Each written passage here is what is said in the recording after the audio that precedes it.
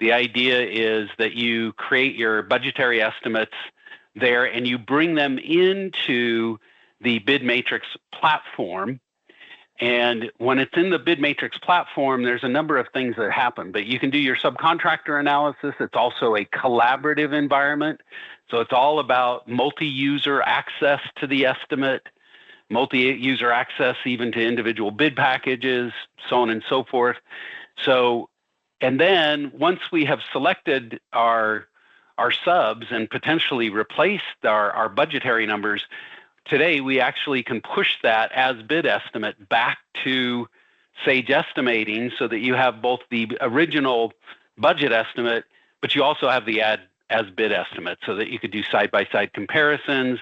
And of course, it makes more sense to push the as bid estimate maybe downstream to accounting and other tools that are looking for that budget. So as we look at the system, because we're going to give you a demonstration of the platform and the product, understand that one of the reasons, and we'll just get back to this for a second, the reason Sage acquired Bridgetown Software is they saw that estimating platform, which included a collaboration environment, an environment for open data access, an environment for an ability to slice and dice data any way to Sunday, a very highly flexible spreadsheet and easy to work with, markup functionality, all kinds of things that need to be part of an estimating platform. They saw that.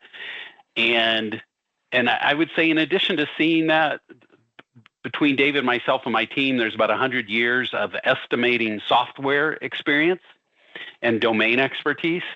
So they acquired us to bring that in. And basically, what you're going to see today is you're going to see that product, you're going to see the platform, and maybe what's maybe most important is you're seeing the foundation for the next generation of Sage estimating software. Fully native cloud-based. And then what we like to think, and you had mentioned innovation.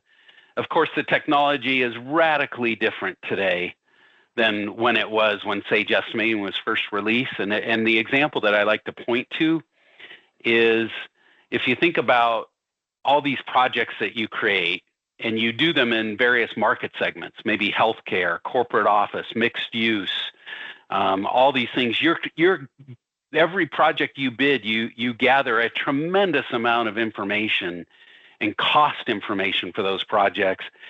All of that information should more intelligently inform your ability to create the next estimate. And right now, there's a clear division between working on an estimate that's in front of me today and all the work and all the investment we've made in the past in producing estimates, potentially like estimates, or at least in the same market segment, same size, those kinds of things. So one of the things that we will be doing as we build out this platform is utilizing the technology that's available today, all in an effort to allow you to be more productive when you build estimates, to be more accurate, to have more informed decisions, knowing that you're kind of in the decision-making business. That's our plan going forward as we continue to build out this platform.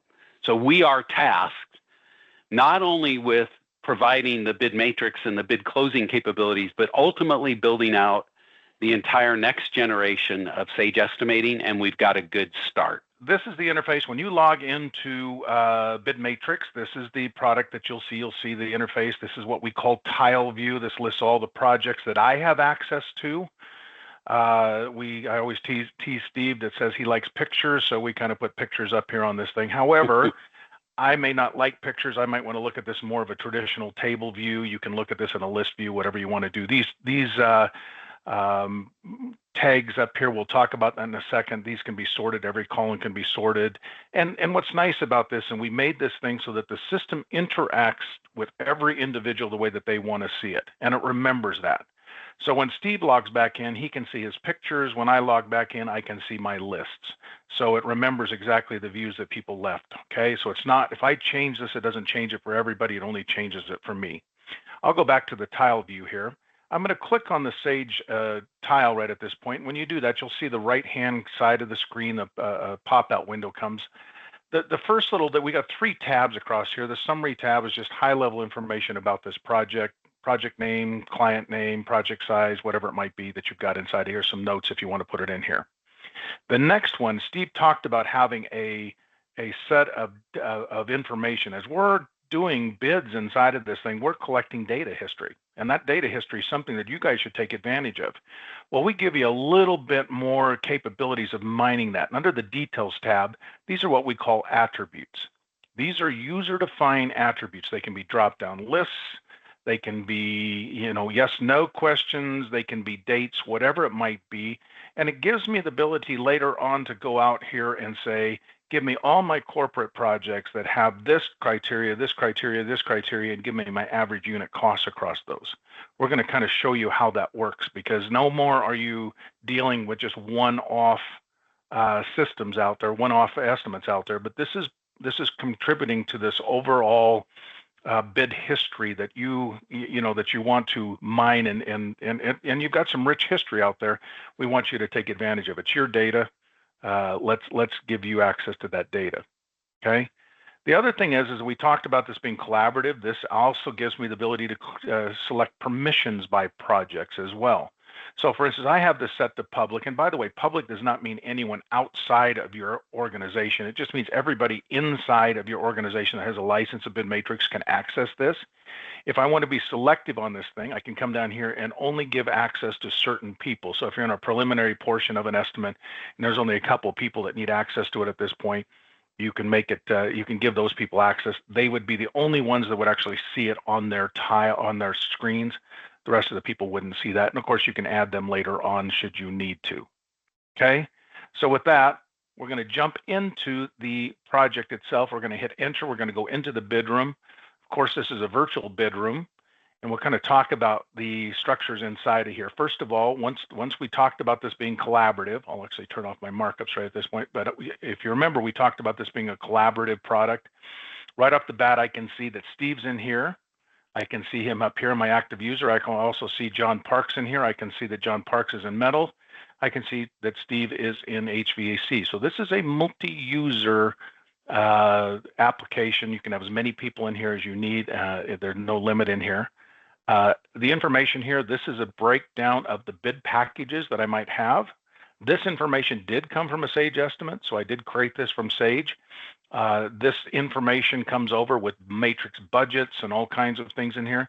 Those budgets come directly in from Sage as well. We know that these are all built up from different breakdowns. And by the way, I've got a WBS code called CSI Division and one called bid package phase and so forth. And we'll actually talk about and show you how we pull a Sage estimate in, or we can pull an Excel estimate in as well. If I want to look at the detail underneath each one of these, if I look at concrete, I've got one phase underneath that, one bid package phase. And by the way, the coding structure, we don't care what it is, the detail underneath this. If I'm going to select bids from a subcontractor or collect them, in concrete, I'm only going to have one level that I'm going to collect. If I go down to metals, I'm going to actually ask for a little bit more detail from my subcontractors. Whatever detail you want, however detailed, however summarized you want, it's completely up to you how you want to collect the numbers from the actual subcontractors themselves. So what we're going to do right at this point, I've got HVAC down here, and I can see that Steve's in here. I can also see that John Parks is in here. And I've asked for my subcontractors to give me my numbers broken down by fire sprinklers, plumbing, HVAC equipment, ductwork, and controls. I'm going to go into this matrices, and right at off the bat, I can see up here, not only can I see that Steve is in here and John Parks is in here, I can actually see exactly what cells they're in. Once again, just to kind of give you the collaborative nature of this thing, we had a contractor who had a sizable bid to do. They were doing a wastewater treatment plant. They had a concrete bid package that had 25 phases, 30 subcontractors. They had 5 estimators in entering numbers at the same time. Absolutely no problem whatsoever. They called us afterwards and said no way they could have done this without having Bid Matrix help them do the selection. But let's just talk about these subcontractors. Number one, how did these subcontractors get in here? Well, we hit the Add Subcontractor button, but there's 2 things that we want to talk about. There's a local subcontractor database that if you have a local list of Rolodex, you can do that. We also integrate with Building Connected, with SmartBid, and with the ITB portion of Procore. And so when we add a subcontractor using one of those systems, we map that directly to one of those bid packages that we sent out, or the invitation to bid, and we get to select the subcontractors from that list. It serves it up and says, here are the people that said they're going to bid, here's the people that said they're not going to bid, and by the way, here's a list of the people who haven't responded to you yet. Okay, so let's talk about these subcontractors and how the numbers came in. Right now, we look at across our subcontractors of 𝗕𝗶𝗱𝗀. We see that 𝗕𝗶𝗱𝗀, we all know that subcontractors give us numbers, and they never give us the numbers the way we want them, right? They all are a little bit rebellious and don't give it quite the breakdowns we want. So 𝗕𝗶𝗱𝗀 didn't listen very well. We asked for a breakdown for all of these. They gave me a lump sum. That lump sum then gives me check boxes, and I check which ones apply, which ones don't apply, okay? All right. 𝗕𝗶𝗱 Mechanical did what we wanted it to. They gave me breakdowns for everything. So I can see they gave me a breakdown. Harder Mechanical gave me a breakdown for everything. Acme Mechanical gave me a breakdown for everything, but they forgot to give me a number for fire sprinklers. Or either they forgot or they intentionally didn't. So there's a couple trains of thought on that. There's no dollars in the fire sprinkler. So there's a couple trains of thought on that. Either we leave that blank because they don't do fire sprinklers, or we level that bid out, right? We actually put a number in there. So we're going to talk about how we deal with that at this point. Ivy Mechanical gave us individual numbers. Beaverton Mechanical also gave us all the breakdowns, but also didn't give us fire sprinklers. We've got American Mechanical here, and so forth. In this particular scenario, by the way, you'll see that as we're entering numbers, there's a green shaded box across all of this. This green shaded box tells me what the lowest possible combination of numbers across this matrix is. Okay, instantaneously. So if I come up here to Acme Mechanical and I say this is going to be 37,000, right? As soon as I press enter, it automatically highlights that because it says now that is the lowest number for fire sprinklers across them all. So that's how quick it actually does all these analysis. There's millions of calculations per second on this thing. And it's always giving you the lowest possible path. Down here on the lower left-hand corner, it's giving you a more detailed analysis. So if I look at this, I can see that my absolute low, which includes 5 subs, is $1.5 million. There's 6,482 valid solutions across this, which you guys math wizards already knew. And the budget difference between what I budgeted and what I've got in those numbers is about $67,000. I'm actually doing pretty good on this thing, but there's no way in the world I'm going to do 5 subs, right? There's just a management nightmare. There's no way. So we just come up here and say, I'm going to limit this to 1 sub. As soon as I do that, we come down here, we put this condition. This line 2 tells me, first of all, up here, you'll see American Mechanical is now highlighted in my matrix. It says that's my lowest 1 sub solution. The condition says it's now costing you $1.57 million. Okay, that's still $45,000 less than your budget, but it cost you $22,000 to make that move. Well, that's the best $22,000 you can make, eliminating 4 subs, right? But instantaneously, we're giving you that information right there so that you can make those decisions, right? Now, as I'm clicking on each one of these 2, I want to show you another bit of information down here on the lower right-hand corner. We've got information about that subcontractor. This is specific about that subcontractor. First of all, their contact information. Instead of you having to jump back out to or some other system, these are live. We click on this thing and it actually will dial the numbers. Okay, same thing with the email and so forth. But also just pertinent information, minority owned, their contractor license, what their contract limit is. Hey, their insurance expiration date's expired. Boy, we maybe don't want to use them at this point. Things like that are important for you as you're bidding. Instead of you having to go out and look up somewhere else, we give you that information right out there for you to see. I see that Steve went back and put this as unlimited. I also see that he's up here working in this thing. Right now, he went up here and he said under the plumbing, harder mechanical, you can see that it's bright green. He went in here and what he did is he clicked on the require. Now, why would we require that? We always joke that it's the brother-in-law that we have to give him some business at some point, or it may be that they've specified something that you know is going to be extremely important in this bid.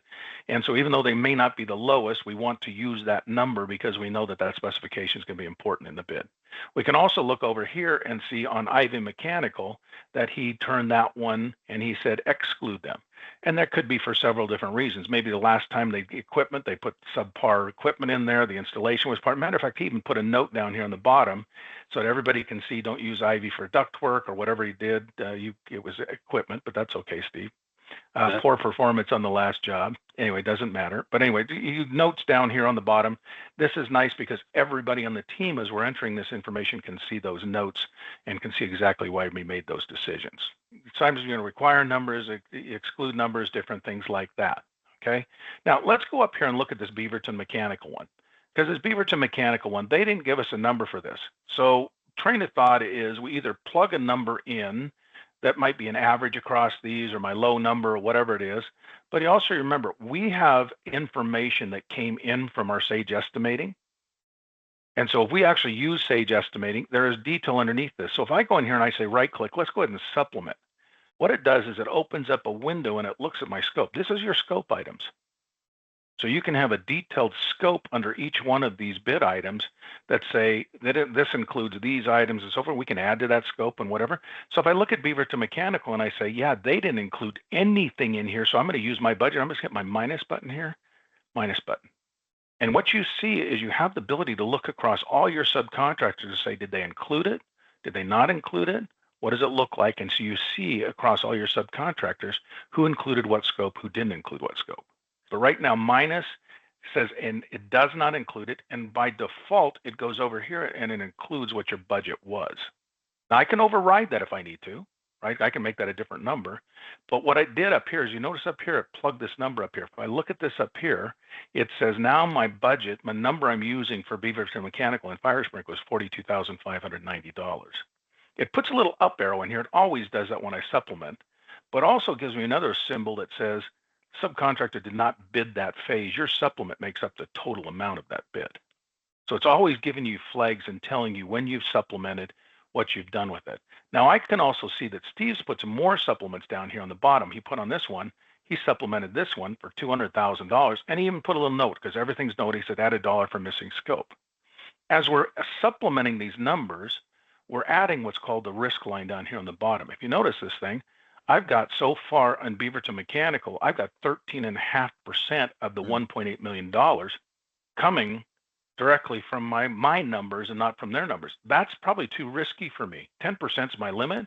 I'm going to come right up to Beaverton Mechanical and I'm going to say, I'm not even going to use them in this thing. Take them out of the mix completely. That's just too risky. So we're doing all this analysis, let you plug numbers, let you do all the leveling of this thing, different things like that. And I can also see Steve went over here. I can see over here that he put it down. You can see a down arrow inside of here. And I can see that he actually lowered that number. So if I look at this, I can see he dropped that by $20,000, and it could have been maybe for the standpoint of maybe the subcontractor called in for a cut. But all this information gives me the ability to plug numbers, to level this thing, to really look at this from the standpoint of what's the numerical, what is the true balanced bid package on this. We have a history tab down here. Matter of fact, a history tab. So everything that happens in here, matter of fact, I see that Steve, if Steve went up here and he changed a number, someone changed a number inside of here, would actually go inside of here, would actually update this inside of here. So I see Steve just added that number. So everything that happens in here, matter of fact, if I want to go up here and say, how did I get a certain number in a cell? I click this little button right here. How did I get that 700,000? That is only for that cell, that cell, that cell. And by the way, back to Excel, you want to export, you want to take this thing and want to really analyze this thing, export this whole audit trail out to Excel so you can look at it later on if necessary. I'm going to show you two things. First of all, I'm going to show you two different things here. First of all, we can add scope up here, but there's also another thing that may be more interesting is what we call clarifications, because what these are maybe different types. These are what we call inclusions and exclusions, and these you can add them right on the fly. So I can sit there and say, include special finishes, right? Whatever it might be. So these are real quick, right on the fly ones. And as I add those things, they come down here and say, yes, they have it. No, they don't. No, they don't. Yes, they do. And you can specifically build these across here. And these are ones that a lot of people use. These are living, breathing. Now, I could have added specific items up here, but here's what's interesting about this. If I come over here and I look at this, for instance, some of these are just quality. What did they bid plans as per specs? Did they validate that? Right? There's nothing more than that. I just want to validate that they did. Mid-State Mechanical and American Mechanical, they didn't. Matter of fact, I look at Mid-State Mechanical and I see a sea of red down here on these ones. That might be enough to go out there and exclude them as well, depending on risk, right? So this is another just aspect of risk management down here. Now, a lot of people, what they also said too is, if I come down here and I look at this and I say included under slab hangers, no, AAA mechanical didn't, can I supplement down here? Can I add dollars based upon one of these questions down here? And under the include slab, yeah, I can. I come down here and say, yeah, sure. I'm going to add an extra $50,000 on ductwork. Okay. So as I do that, it added it up here. So I can see it up here. It added 850,000, shows me exactly what I got. So it was $800,000. It'll track all that information here. But also what's interesting down here is if I look at this, and by the way, these windows will move down in here, I can look at that clarification. I can see that specific clarification gets tagged up here as I get 50,000. So once again, if this applied across multiple subcontractors, I would see that information listed side by side by side. So that this is kind of your, like you're living and breathing. What do they have? What don't they have? And can we get them all green, or are they going to be red? Well, I'm just going to right click on this thing and say supplement it. Then I'm going to put it up there and supplement that. I'm just going to put a number in there. Okay. And then I add that. Now, depending on, some people actually will say, once I add the number in here, I will turn it green now. That's a choice you can make. I just made it red because it was like I physically came in here and said, they said, no, they did not include under slab hanger. I added the dollars on here. Now it's green. Yeah, you could definitely say that green means you've taken care of it, you've cleaned it up. Yep. Red means you haven't done anything about it yet. And once again, everything in here is documenting, right? For missing scope. Right, hang on, let's put it here. Okay, so as soon as you say okay to that, it puts that little tick mark up here. So everything can be documented in here as to why you did that number. It's done, whatever you want to do. And once again, all that information is down here. We've got this added supplement inside of here. Everything's down here from a standpoint of being documented down here on the bottom. So just a quick point here, because I want to kind of bring you back to this for just a minute. Collaboration in 2024 needs to be not only a part of closing out work, but a multi-user collaboration environment needs to be part of an estimating system. The ability to document all your decisions kind of throughout the system, that needs to be part of an estimating system. The ability to have an audit trail that keeps track of everything you've done, date and timestamps it, and says who did it, needs to be part of an estimating system. So I just kind of bring you back to, these are just things that, congratulations to Sage, right? Because they looked at this and said, this is exactly the kind of cloud platform, modern user interface. You guys probably recognize now too that you start hiring kids out of school with construction management degrees, they're looking for software that even has a certain look and feel to it, right? A certain more modern look and feel to it. This kind of gives you kind of an idea of the matrix inside of here and some of the functionality. By the way, if there's overlap, we happen to be up here. If you can see, we're in the base bid of HVAC. If by chance there's overlap in your scope across your, because we'll bring in, have a base bid, as many alternates as necessary, we can see the breakdown down here on the bottom. So I can look at this and see if there's overlap. I would actually see bid packages or the alternates down here. I can sort these. This is great for like negotiated work because I can look at all of these across here. I can sort from high to low, from low to high, whatever it is. But here's what's interesting about this. I can look at this and I can see I've got a base bid, my alternates. My lowest bid is AAA mechanical, but there's a problem. They didn't give me a bid for alternate 1 or alternate 2, so they're really not low across everything, right? I can also look at harder mechanical and I can say, well, they're the next lowest, but I also have a little warning up here. And the warning says that they only bid 4 out of 5 phases on that alternate 1. So if I want to see specifically, I can see all my breakdowns inside of here and sure, yep, they didn't give me any price for equipment. So they're not really low, right? So my real first low across everything is Ivy Mechanical. And I can see right at this point that Steve went up here and said, well, let's just go ahead and use Ivy Mechanical. So he went and required the subcontractor completely up there. And so this gives you kind of a cross section across all your bids and your alternates. By the way, if you wanted to, you can come up here and say the owner comes back and says, you know what, I know I asked you to do the base bid and 5 alternates. Turn these on or off. I can just turn these off and they actually take and zero out the dollars. And you can look at your analysis. You don't erase it, but you can actually turn them on, turn them off really quickly and kind of see exactly how that played out in the bid. Okay. All right. I'm going to go back into my summary page. Matter of fact, Steve is back here working on this. I know that these guys are back here working on this particular bid and so forth. I'm the bid captain. I'm looking at this thing. I can see under HVAC, I can see I've got numbers down here. I can see that numbers are changing. So this is live. This is all live. So there's no merging. Everybody's in here. And I can see right at this point that Steve has selected, oh, he switched it back. He's doing some work still inside of there.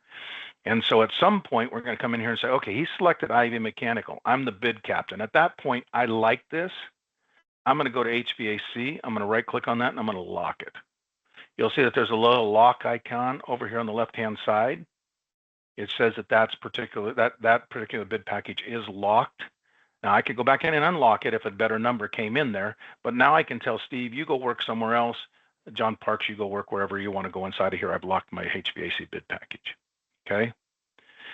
Information on this. Here's one of the things that's kind of neat about this. What we did is we know that we've got this all set up by bid packages and bid package phases. Owner comes in and says, need to see it differently. I want to see this broken down by my locations or different things like that I give you ahead of time. Very simply, I can come over here and click on this little thing. Right now, I've sorted this by alternate, bid package, and bid package phase. And I brought this in directly from Sage. But let's say I do want to look at this by location. I'm going to click location. And by the way, these are all WBS codes that came in directly from Sage. Now, they could come in from an Excel spreadsheet, but these are all WBS codes. I click on location. When I do that, I drag this to the front. And now I've got this sorted by building cost, base bid, my common areas, my foundation costs, everything that quickly. I just sorted that. Okay. You can slice and dice this any way that you want to see it. Matter of fact, I may want to look at this and say, I'd actually want to look at this. I have one called location crosstab. I'm going to click this by location crosstab. And now instead of having the locations down here, I've got locations across the top. Very quickly. That's how it's very, very simple to do all this, the different types of sorting and slicing and dicing inside of this thing. We built this thing to be extremely responsive and very simple to actually get that information out. So one of the things, this is the Steve Watt opinion, one of the things that I've just seen over the last 30 years is to be able to slice and dice data any way to Sunday, which includes grouping, sorting, columns that you see, columns you don't see. Too many times a general estimator, not the admin person, but the general estimator struggles with that. And we'll go to the administrator and say, could you create a view for me that has this, it's sorted with these 6 levels and it's got this and this and this. That just shouldn't be today. Like every user should be able to view the data the way they want to view it. By the way, as we're tracking, if you remember all those attributes and that information we were displaying from the subcontract, we have the ability to take and track what we call statistics. And these statistics track all your targets that you might have. I know some big Google or Facebook projects require local subcontractors, so many of those things. I got a target of 30% on that one. I'm at 34%, so it's green. My minority owned, I'm not doing very well. And so instead of you having to track this on a separate spreadsheet to make sure that you're doing your best efforts, we're tracking it for you automatically internally inside of here based upon those attributes on the subcontractor. So if there's more that you want to track on this thing, we really don't care. It's up to you. We can have as many of these little what we call statistics that you're tracking on your subcontractors and awarded versus non-awarded. Okay. Markups. We give you all the same capabilities inside of the markups. We can put in here fees, subtotals, contingencies. We can be very specific as how we do this. We can go take a markup and apply it all the way down to the lowest level you can imagine in your estimate and so forth. We give you full bottom line calculations, bond calculations, multiple steps, all that stuff, all the things that you would expect in a markup tool inside of here. That's probably coming right at this point when we put this in here, everything that calculates. So for instance, this fee right up here, if I go up here and I say, I want this fee to put it into this place, let's just go back and look at this. This is actually going to just be a percentage markup. It applies to anything. It applies to the net total at this point. This particular contingency, if I go back and I look at this thing, I've got this all the way down to my base bid. Let's go down here and see what I've got this in here. I got in my alternate one. I can be very specific down to HVAC. I can go down here and say, oh, by the way, I only want this to be on labor and so forth. So you can be very specific. You can go down even further to where that applies. Okay, so very specific about this. This overhead right here of 3% is now based upon the subtotal, right? Unless I go inside of here and say, I do not want it based upon the subtotal. I want it to go back and only be applied to the net total. Okay, so there's some things we can do inside of that. As far as customized formulas inside of there, we will do that. It's not in this particular one right at this point. Okay, so really quickly, I've got 6 more minutes. And by the way, if we need to come back and do more deep dive in this thing, we're absolutely glad to do this. But I want to take you back here because I think this is extremely important. If you remember correctly, when I clicked on this thing and we looked at the detail tabs, we said that these details really give us the ability to mine this data. This information out here, no longer are you looking at little islands in themselves and someone comes back and say, can you do analysis across all my corporate ones? It's all available to you. We open this data up so that you can do anything you want. Here's an example of this thing. This is using Power BI because we open up the information out of here. I can come in here and say, hey, on the market segment, give me all corporate projects, bid during a certain time frame, might be by region, might have different, whatever those criteria you want to put on this thing, then give me the average unit cost across all of those. So, and by the way, as you're estimating, you're building this up. There's no extra work to get to rebuild this thing. All your projects, as you build them up, they're automatically feeding this, and you get the benefits of that just by using the system and bidding those systems. Okay. Here's another example of this thing. Maybe you're doing negotiated work and you want to look across multiple projects and you want to look at different snapshots. You want to take this to the owner and say, hey, on my curbs and pads, here's where it started at 60%. Here's my, here's at 80%. And by the way, I finished up at $217,000. This was the final number. Could be scope changes, whatever it might be, but it just gives you the ability to look at these next to each other. Here's another example of things that maybe you think about, maybe you don't think about, and it's things that you could think about. Once again, more risk analysis inside of here. You have multiple estimators bidding across a bunch of different projects. Inside of those projects, you may have Charter Mechanical submitting bids to multiple estimators, and nobody's thinking across all the bids. So I look at this thing and just because it's there, I look at Charter Mechanical. I see every single bid that they're bidding. I can see that the total bid value that they've submitted is about $15.5 million. So far on all the bids, I've got them selected at $7.9 million low bid. I got a problem. They only have an $8 million bond limit. If I give them $15.5 million, that whole number, I got a problem. So I'm going to be liable for the bonding above that. So this is just information that with having a bid history and data out there, it's just accessible through that. And I know I got 3 minutes left and I talked fast and so forth, and we didn't cover absolutely everything. But the key to this whole thing is I want to make sure you guys understand principles inside of this.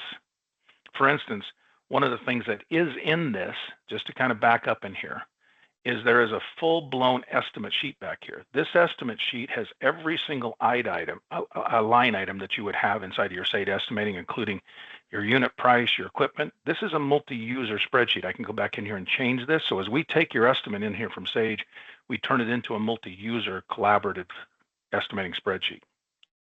When I complete my bid, so this becomes my budget bid. When I complete my bid, I can take this out and I can say, let's go ahead and close this out and send that back over to Sage, and it'll take your as-bid numbers and send them back over. It doesn't modify your existing estimate that you brought over. It creates a brand new one because you don't want to mess with your original budget.